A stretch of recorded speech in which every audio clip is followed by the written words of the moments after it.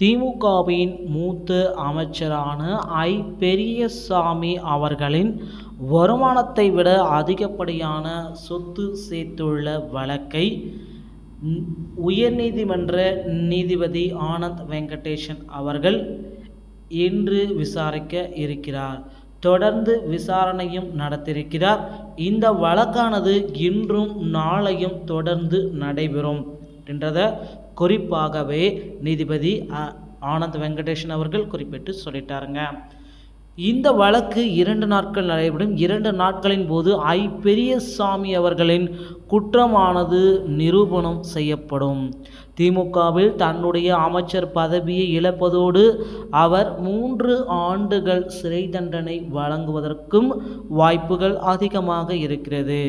அப்படிதான் சொல்லப்படுகிறது. மேலும் ஐ. பெரியசாமி அவர்களுடைய முக்கியமான உளவுத்துறை அவர்களை கண்காணித்து வருவதாகவும் அவருடைய சொத்துக்களை அரசுரிமை ஆக்கப்படும் என்று எச்சரிக்கையும் கொடுக்கப்பட்டது.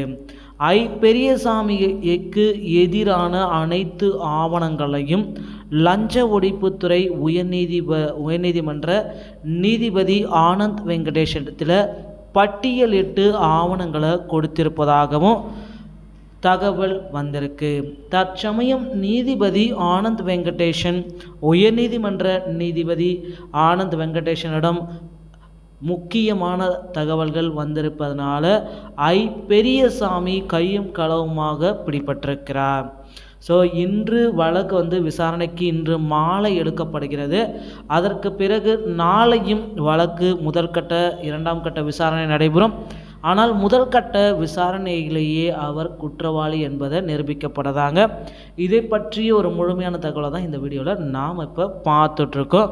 ஸோ அண்மை செய்திகள், அரசியல் சம்பந்தமான அனைத்து வகையான செய்திகளையுமே நீங்கள் உடனுக்குடன் பெறக்கணுமா நம்ம சேனலை மறக்காமல் சப்ஸ்கிரைப் பண்ணி வச்சுக்கோங்க.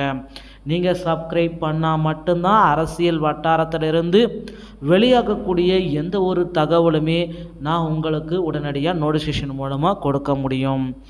ஐ. பெரியசாமி அவர்களுக்கு எதிரான அனைத்து ஆவணங்களையுமே லஞ்ச ஒழிப்புத்துறை அடுக்கடுக்காக அடுக்கி வச்சிருக்காங்க. அதே போல் ஐ. பெரியசாமி அவர்களுக்கு கூடுதல் ஆதாரம் இருப்பதாக காரணமாக ஐ. பெரியசாமி அவர்களுக்கும் இந்த நிபந்தனை வரலாம் என்று சொல்லப்படுகிறது. ஐ. பெரியசாமி இந்த வழக்கிலிருந்து தப்பிப்பாரா என்று பொறுத்திருந்து நாம் பார்க்கலாம். குறிப்பாக அடுத்தடுத்த அமைச்சர்கள் தொடர்ந்து நீதிமன்றத்தில் நேரில் ஆஜராக போகிறாங்க. ஏவா வேலு, தங்கம் தென்னரசு, அமைச்சர் பொன்முடி, KKSSR ராமச்சந்திரன், அதிமுகவுடைய முன்னாள் எம்எல்ஏக்கள் OPS, வளர்மதி, அதிமுக இந்நாள் மற்றும் முன்னாள் அமைச்சர்கள் அடுத்து நீதிமன்றத்தில் நேரில் ஆஜராக இருக்காங்க. இம்மாதம் பிப்ரவரி 29ஆம் தேதி முடிவதற்குள் அனைத்து அமைச்சர்களுடைய ஊழல் வழக்கு விசாரணை செய்யப்பட்டு அனைவருக்கும் விடுதலையோ அல்லது அனைவரும் சிறையில் அடைக்கும் அபாயம்தான் கொடுக்கப்பட்டதுங்க.